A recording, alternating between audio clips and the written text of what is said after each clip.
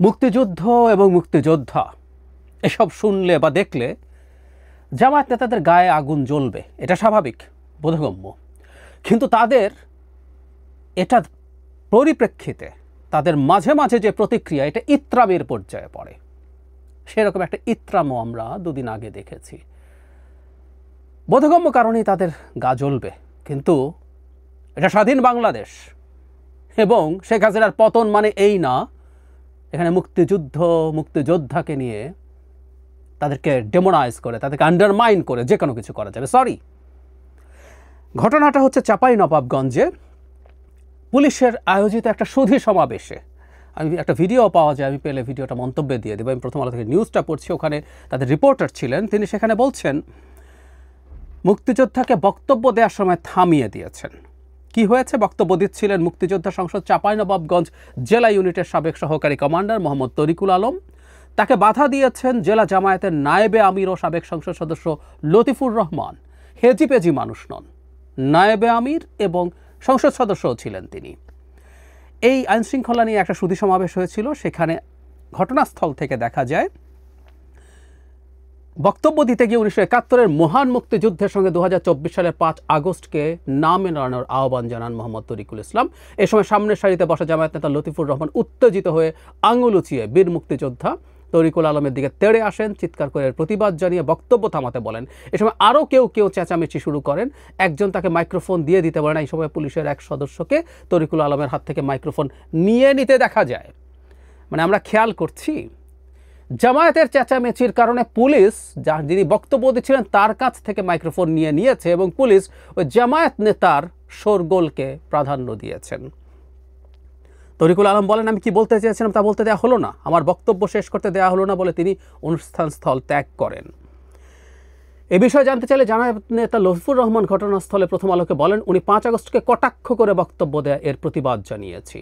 তারপরে যিনি বক্তৃতা মুক্তিযোদ্ধা তিনি বলছেন, আমি কোনো দলের লেজুর বৃত্তি করি না, মুক্তিযুদ্ধ করে দেশ স্বাধীন করেছি, মুক্তিযুদ্ধের কথা বলবই, তাই বলে জুলাই আগস্ট আন্দোলনকে অস্বীকার করি না, যারা প্রাণ দিয়েছেন তাদেরকে শ্রদ্ধা করি।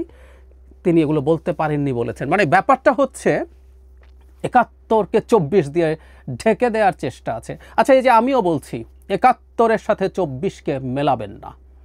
জামাত আপনারা এখন কি করবেন আমি খুব ভালো মতো জানি, আপনাদের চরিত্র আমার জানা আছে, আমার কমেন্ট বক্সে কি হবে জানি, কোনোদিন সামনাসামনিও অনেক কিছু হতে পারে। না, আমিও মনে করি 71 সাথে ব্যাপ্তিতে আর ইন্টেন্সিটিতে আত্মত্যাগে 71-এর সাথে 24-এর কোনো তুলনা হয় না, নো ওয়ে। কিন্তু আমরা এটাকে দ্বিতীয় মুক্তিযুদ্ধ বলি, এটাকে আমি এই আবেগটাকেও আমি সম্মান করি এবং 24-এও আমি 24কে রাদার মনে করি 71-এর কন্টিনিউয়েশন। কারণ সাম্য, মানবিক মর্যাদা, সামাজিক ন্যায় বিচারের যে স্বপ্নে আমাদের মুক্তিযুদ্ধ আমরা করেছিলাম, সেটা যেখানে যেখানে বাধাগ্রস্ত হবে সেখানেই এটা আবার আমরা লড়াই করব। আমরা 90-তে এরশাদের বিরুদ্ধে যখন লড়াই করেছিলাম সেই কারণে করেছিলাম, 24-ও শেখ হাসিনার বিরুদ্ধে করেছিলাম। সো ইটস অ্যান এক্সটেনশন আমাদের 71-এর যে লড়াই সেটার। আর 71-এর লড়াই শুধু 71-এর যুদ্ধ না, 47-এর পর থেকেই আমাদের এই লড়াই শুরু হয়েছে। অবশ্য 47 বলায় মনে পড়লো, তখনও এই জামায়াতে ইসলামী ভারতের পক্ষে ছিলেন, পাকিস্তান তৈরির পক্ষে ছিলেন না। 86 সালে তারা যখন এরশাদের বিরুদ্ধে লড়াই করতে সাথে নির্বাচন করতে গেছেন হাসিনাকে নিয়ে, তখনও ইনসাফের লড়াইয়ে কোনো দল মাঠে ছিল, বিএনপি ছিল, আরও বেশ কিছু লোকজন তাদের সাথে ছিল। সুতরাং এই এরশাদের বিরুদ্ধে লড়াইটাও ইনসাফের লড়াই, যখন তারা এরশাদের পক্ষে গিয়েও হাজির হয়েছিল একটা সময়। তো 24 71-এর এক্সটেনশন, কিন্তু যে কোনো বিবেচনায় 24কে 71-এর সাথে তুলনা করে 71কে রিপ্লেস করা, 24-এই সব আছে, এই 24-এর ভিত্তিতেই ভবিষ্যৎ বাংলাদেশ চলবে, তৈরি হবে, সব হবে, ফালতু কথা। জামায়াত এটা চায় কারণ তারা 71-এ কি করেছিল আমরা জানি। আমি প্রায় এটা বলি, তাদের বিরুদ্ধে প্রচুর ফৌজদারি অপরাধের সাথে যুক্ত থাকা এবং কোলাবোরেট করার অভিযোগ আছে। এবং আমরা এই দেশে এখনও ওই সময় দেখা মানুষরা বেঁচে আছে, জামাতেতে ইনভলভ ছিল কিনা, জামাতের প্রচুর নেতা ইনভলভ ছিল কিনা সবাই জানে। আমি তাত্ত্বিকভাবে বলেছি, এটা আমি সরিয়েও রাখি, যদি তর্কের খাতিরে সরিয়েও রাখি। সেটা হচ্ছে নৈতিকভাবে পাকিস্তানকে এইভাবে, পশ্চিম পাকিস্তানেরা যেভাবে পাকিস্তানকে একত্রে রাখতে গিয়েছিলেন সেটাকে তারা সমর্থন দিয়েছিলেন, বলেন পলিটিক্যালি এবং এথিক্যালি। আমি প্রায় বলি 25শে মার্চের আগ পর্যন্ত এই কাজটা আপনি করতেও পারেন। এরপর তারা যেভাবে এই দেশের জনগণের উপরে ঝাঁপিয়ে পড়েছে, যেভাবে যুদ্ধাপরাধ, মানবাধিকার লঙ্ঘন, হত্যা, লুণ্ঠন এবং ধর্ষণ করার মাধ্যমে একটা জাতিগোষ্ঠীকে অপ্রেস করে তার দেশকে একত্র রাখতে চেয়েছিলেন, নৈতিকভাবেও সেটাকে সমর্থন করা যায় না, নৈতিকভাবেও যায় না।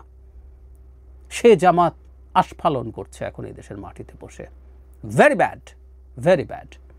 কিছুদিন আগে এক টকশোতে এনসিপির একজন নেতা এভাবে বলছিলেন যে আওয়ামী লীগ প্রসঙ্গে, যে তারা তো তাদের কৃতকর্মের জন্য ক্ষমা চায়নি, ক্ষমা চাইলে তারপরে তারা আস্তে আস্তে তাদের রাজনৈতিক ভবিষ্যৎ কী হবে সেটা হতে পারে।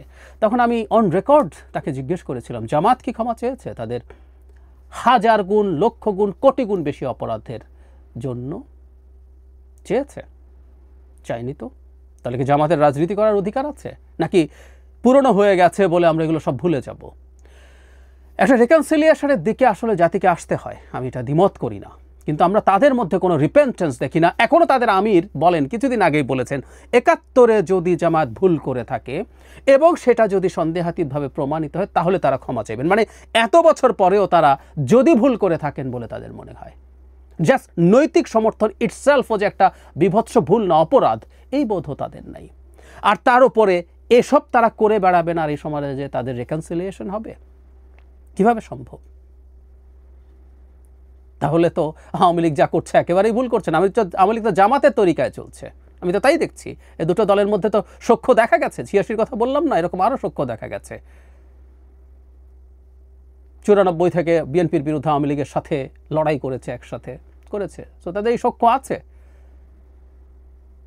একটা কথা একটু বলে রাখা দরকার, মানে জামায়াত তার পলিটিক্যাল ভুল করছে কিনা সে সেটা নিজে বুঝুক, সে সেটা নিজে বুঝুক। এটা করে তার কী লাভ হচ্ছে, নতুন প্রজন্মের সাথে সে কী দেখা যায়? তার যদি মনে হয় যে এই মুহূর্তে জেনজিরা মুক্তিযুদ্ধের কথা তেমন কিছু জানে না, এবং এটা সত্য, আওয়ামী লীগ যেভাবে মুক্তিযুদ্ধকে দিয়ে তার স্বৈরাচারকে টিকিয়ে রাখার চেষ্টা করেছে, তাতে এই মুক্তিযুদ্ধ, মুক্তিযুদ্ধের চেতনা, মুক্তিযুদ্ধের ইতিহাস, মুক্তিযুদ্ধে মানুষের ত্যাগ, এগুলো অনেক ক্ষেত্রেই হাসাহাসির বিষয়ে পরিণত হয়েছে। I agree. কিন্তু মুক্তিযুদ্ধের আওয়ামী বয়ানই বয়ান না। এই মুক্তিযুদ্ধের খেটে খাওয়া মানুষ যারা লড়াই করেছে, যে মানুষগুলো কষ্ট করেছে, যে মানুষগুলো স্বাধীনতা চেয়েছে, স্বাধীনতার জন্য স্যাক্রিফাইস করেছে নানা ফর্মে, তারও বয়ান আছে। এবং এদেশে মুক্তিযুদ্ধ মিথ্যে হয়ে যায় নাই। সুতরাং এটা তাদের পলিটিক্যাল হিসাব নিকাশ যে তারা মনে করছেন যে মানুষ মুক্তিযুদ্ধ ভুলে গেছে। সরি, এটা বলা যাবে না, বলতে দেয়া যাবে না। কিন্তু মুক্তিযুদ্ধ এবং মুক্তিযোদ্ধাদের বিরুদ্ধে ডেরোগেটরি আচরণ এবং মন্তব্য করে বাংলাদেশে তারা রাজনীতি করবেন, এটা আমরা মেনে নেব কি না, এইসব প্রশ্ন আসতে হবে, আসতে হবে। এটা বাংলাদেশ, এটা পাকিস্তান না। সুতরাং রিকনসিলিয়েশন তো বহু দূরের কথা, আমরা তাদের অ্যাটিটিউডে মনে করি, তাদের অ্যাটিটিউড দেখে মনে হচ্ছে তারা ২৪-এ কিছু রোল প্লে করেছেন, তারা শেখ হাসিনাকে দিয়ে টর্চার্ড হয়েছেন, তাদের অধিকারের পক্ষে আমি অসংখ্যবার কথা বলেছি, তাদের রাজনৈতিক অধিকারের পক্ষে। কিন্তু মুক্তিযুদ্ধ নিয়ে কোনো ইত্রামও আসলে নেব না, কোনোভাবেই গ্রহণ করব না। লড়াই করব, এর কনসিকুয়েন্স আমার উপরে কী হতে পারে আমি জানি, but I will do it.